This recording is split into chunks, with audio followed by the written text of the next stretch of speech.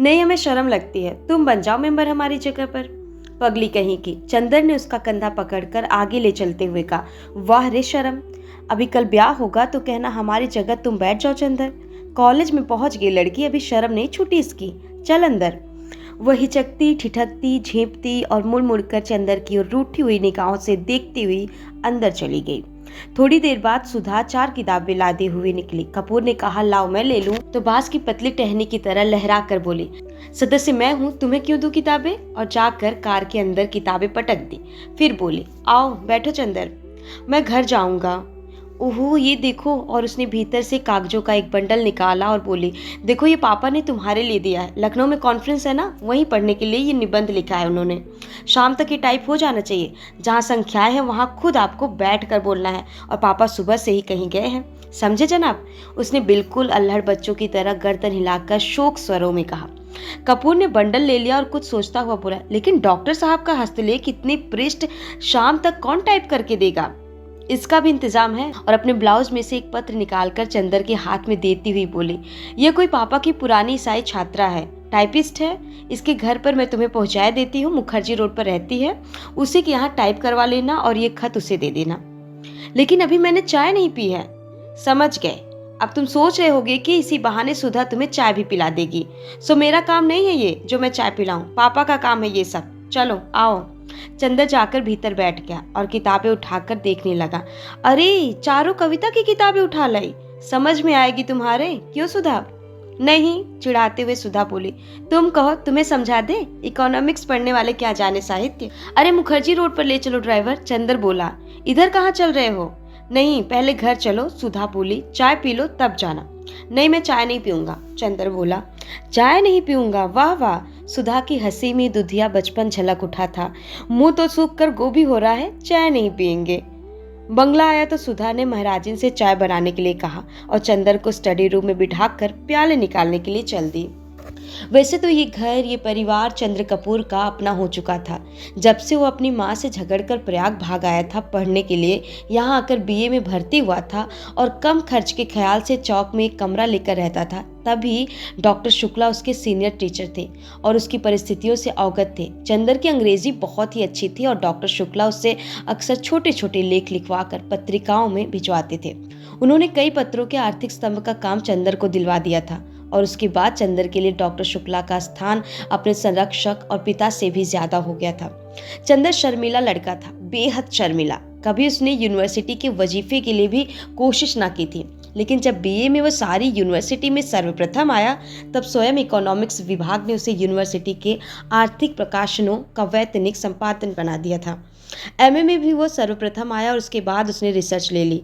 उसके बाद doctor Shukla university से हटकर ब्यूरो में चले गए थे। अगर सच पूछा जाए तो उसके सारे करियर का श्रेय डॉक्टर शुक्ला को था, जिन्होंने हमेशा उसकी हिम्मत बढ़ाई और उसको अपने लड़के से बढ़कर माना।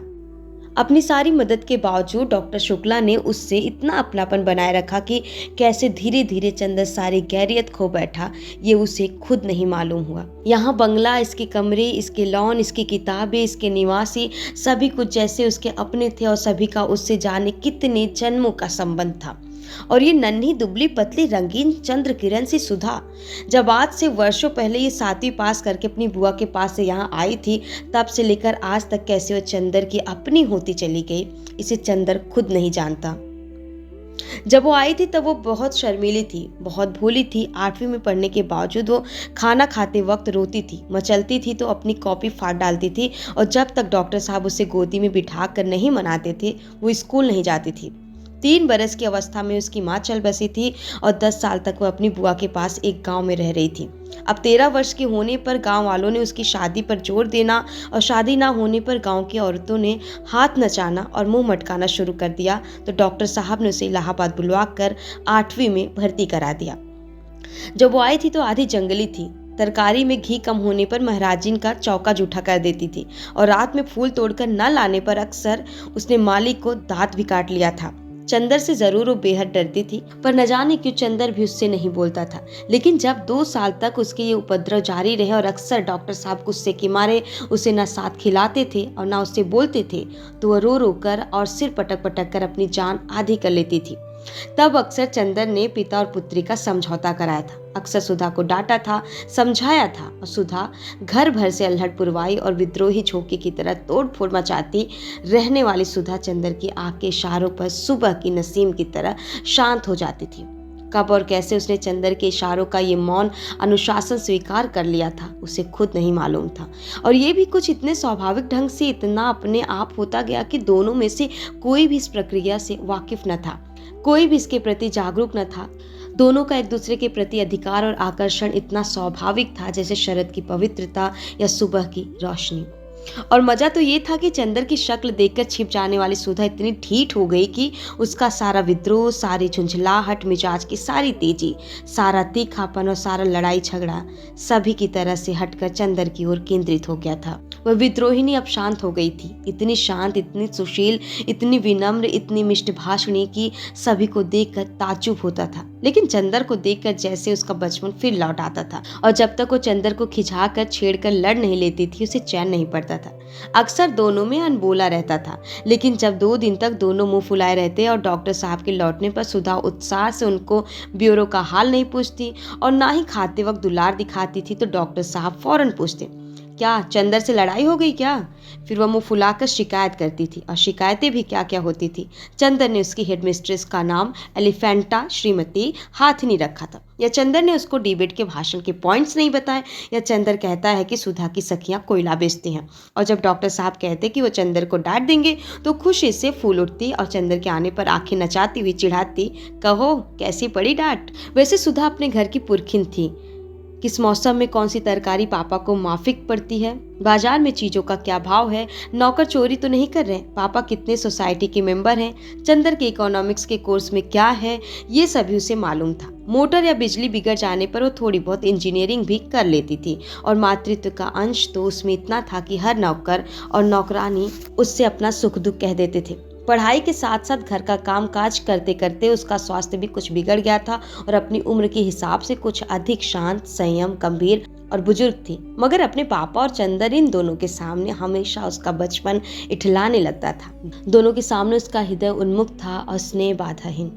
लेकिन हाँ, एक बात थी, उसे जितना स्नेह और स्नेह भरी फटकारे और स्वास्थ्य के प्रति चिंता अपने पापा से मिलती थी, वो सब बड़े ही निस्वार्थ भाव से वो चंदर को दे डालती थी। खाने पीने की जितनी परवाह उसके पापा उसकी रखते थे, न खाने पर या कम खाने पर उसे जितने दुलार से फटकारते थे, उतना ही ख्याल वो चंदर का रखती थी। और स्वास्थ्य के लिए जो उपदेश उसे पापा से मिलते थे, उसे और भी स्नेह में पाग कर वो चंदर को दे डालती थी। चंदर कै बजे खाना खाता है, यहाँ से जाकर घर पर कितनी देर पढ़ता है, रात को सोते वक्त दूध पीता है या नहीं, इन सब का लेखा जोखा उसे सुधा को देना पड़ता। और जब कभी उसके खाने पीने में कोई कमी रह जाती तो उसे सुधा की डांट खानी पड़ती थी। पापा के लिए सुधा अभी बच्ची थी और स्वास्थ्य के मामले में सुधा के लिए चंदर अभी बच्चा था। और कभी कभी तो सुधा की स्वास्थ्य चिंता इतनी ज्यादा हो जाती थी कि चंदर बेचारा, जो खुद तंदुरुस्त था, घबरा उठता था। एक बार सुधा ने कमाल कर दिया। उसकी तबीयत खराब हुई और डॉक्टर ने उसे लड़कियों का एक टॉनिक पीने के लिए बताया। इम्तिहान में जब चंदर कुछ दुबला सा हो गया तो सुधा अपनी बच्ची हुई दवा ले आई और लगी चंदर से जिद करने की, पियो इसे। जब चंदर ने किसी अखबार में उसका विज्ञापन दिखाकर बताया कि लड़कियों के लिए है, तब कहीं जाकर उसकी जान बची। इसलिए आज जब सुधा ने चाय के लिए कहा तो उसकी रूह कांप गई, क्योंकि जब कभी सुधा चाय बनाती थी तो प्याले के मुंह तक दूध भर के उसमें 2-3 चम्मच चाय का पानी डाल देती थी। और अगर उसने ज्यादा स्ट्रांग चाय की मांग की तो उसने खालिस दूध पीना पड़ता था। और चाय के साथ फल और मेवा और खुदा जाने क्या क्या।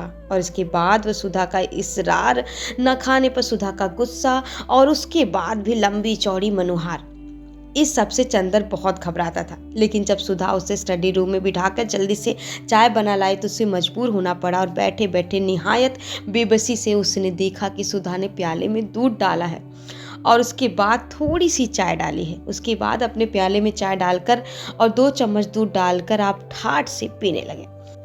और बेतकल्लुफी से दूधिया चाय का प्याला चंदर के सामने खिसका कर बोली, पीजिए, नाश्ता आ रहा है। चंदर ने प्याले को अपने सामने रखा और उसे चारों तरफ घुमाकर देखता रहा कि किस तरफ से उसे चाय का अंश मिल सकता है। जब सभी ओर से प्याले में क्षीर सागर नजर आया तो उसने हार कर प्याला रख दिया। क्यों, पीते क्यों नहीं? सुधा ने अपना प्याला रख दिया। पिए क्या, कहीं चाय भी हो। तो और क्या खालिस चाय पीजिएगा? दिमागी काम करने वालों को ऐसी ही चाय पीनी चाहिए। तो अब मुझे सोचना पड़ेगा कि मैं चाय छोड़ूं या रिसर्च। न ऐसी चाय मुझे पसंद, न ऐसा दिमागी काम। लो, अब आपको विश्वास नहीं होता? मेरी क्लास फेलो है गेसु काजमी, सबसे तेज लड़की है। उसकी अम्मी उसे दूध में चाय उबाल कर देती हैं। क्या नाम है तुम्हारी सखी का? गेसु? बड़ा अच्छा नाम है। और क्या, मेरी सबसे घनिष्ठ मित्र है और उतनी ही अच्छी है जितना अच्छा नाम। जरूर जरूर, मुंह बिचकाते हुए चंदर ने कहा, और उतनी ही काली होगी जितने काले गेसु। धत, शर्म नहीं आती किसी लड़की के लिए ऐसा कहते हुए? और हमारे दोस्तों की बुराई करती हो तब क्या? वे तो सब है ही बुरे। अच्छा तो नाश्ता, पहले फल खाओ। और वो प्लेट में छील छील कर संतरा रखने लगी। इतने में ज्यों ही वह झुककर एक गिरे हुए संतरे को नीचे से उठाने लगी कि चंदर ने झट से उसका प्याला अपने सामने रख लिया और अपना प्याला उधर रख दिया और शांत चित्त से पीने लगा। संतरे की फांके उसकी ओर बढ़ते हुए ज्यों ही उसने एक घूंट चाय पी, वो चौंक कर बोली, अरे ये क्या हुआ? कुछ नहीं, हमने उसमें दूध डाल दिया। तुम्हें दिमागी काम बहुत रहता है ना? चंदर ने ठाठ से चाय घूंटते हुए कहा। सुधा कुढ़ गई, कुछ बोली नहीं। चाय खत्म करके चंदर ने घड़ी देखी। अच्छा लाओ, क्या टाइप करना है? अब बहुत देर हो रही है।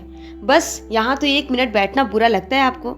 हम कहते हैं कि नाश्ते और खाने के वक्त आदमी को जल्दी नहीं करनी चाहिए। बैठिए ना। अरे तो तुम्हें कॉलेज की तैयारी नहीं करनी है? करनी क्यों नहीं है? आज तो गेसु को मोटर पर लेते हुए तब जाना है।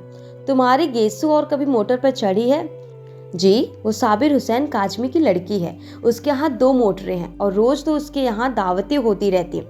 अच्छा, हमारी तो दावत कभी नहीं की। आहा, गेसु के यहाँ दावत खाएंगे इसी मुंह से? जनाब, उसकी शादी भी तय हो गई है। अगले जाड़ों तक शायद हो भी जाए। छी, बड़ी खराब लड़की हो। कहाँ रहता है ध्यान तुम्हारा? सुधा ने मजाक में पराजित कर बहुत विजय भरी मुस्कान से उसकी ओर देखा। चंदर ने झेप कर निगाह नीचे कर ली तो सुधा पास आकर चंदर का कंधा पकड़कर बोली, अरे उदास हो गए? नहीं भैया, तुम्हारा भी ब्याह तय कराएंगे, घबराते क्यों हो? और एक मोटी सी इकोनॉमिक्स की किताब उठाकर बोली, लो, इस मुटकी से ब्याह करोगे? लो बातचीत कर लो, तब तक वो निबंध ले आऊं टाइप करने वाला। चंदर ने खिसियाकर बड़ी जोर से सुधा का हाथ दबाया। हाय रे! सुधा ने हाथ छुड़ाकर मुंह बनाते हो क्या? लो बाबा, हम जा रहे हैं, काहे बिगड़ रहे हैं आप? और वो चली गई। डॉक्टर साहब का लिखा हुआ निबंध उठा लाई और बोली, लो ये निबंध की पांडुलिपि है। उसके बाद चंदर की ओर बड़े दुलार से देखते हुए बोली, शाम को आओगे ना? अच्छा, हम परेशान नहीं करेंगे, तुम चुपचाप पढ़ना। जब रात को पापा आ जाएं तो उन्हें निबंध की प्रतिलिपि देकर चले जाना। नहीं, आज शाम को मेरी दावत है ठाकुर साहब के यहाँ, तो उसके बाद आ जाना। और देखो, फरवरी आ गई, मास्टर ढूंढ दो हमें। नहीं, ये सब झूठी बात है, हम कल सुबह आएंगे। अच्छा तो सुबह जल्दी आना, और देखो मास्टर लाना मत भूलना। ड्राइवर तुम्हें मुखर्जी रोड पहुंचा देगा। वो कार में बैठ गया और कार स्टार्ट हो गई। फिर सुधा ने पुकारा, वो फिर उतरा। सुधा बोली, लो ये लिफाफा तो भूल ही गए थे, पापा ने लिख दिया है, उसे दे देना। अच्छा कहकर फिर चंदर चला। फिर सुधा ने पुकारा, सुनो, एक बार में क्यों नहीं कह देती सब? चंदर ने झल्ला कर कहा। अरे बड़ी गंभीर बात है, देखो वहाँ कुछ ऐसी वैसी बात मत कहना लड़की से, वरना उसके यहाँ 2 बड़े बुलडॉग हैं। कहकर उसने गाल फुलाकर आंख फैलाकर ऐसी बुलडॉग की भंगिमा बनाई कि चंदर हंस पड़ा। सुधा भी हंस पड़ी। ऐसी थी सुधा और ऐसा था चंदर।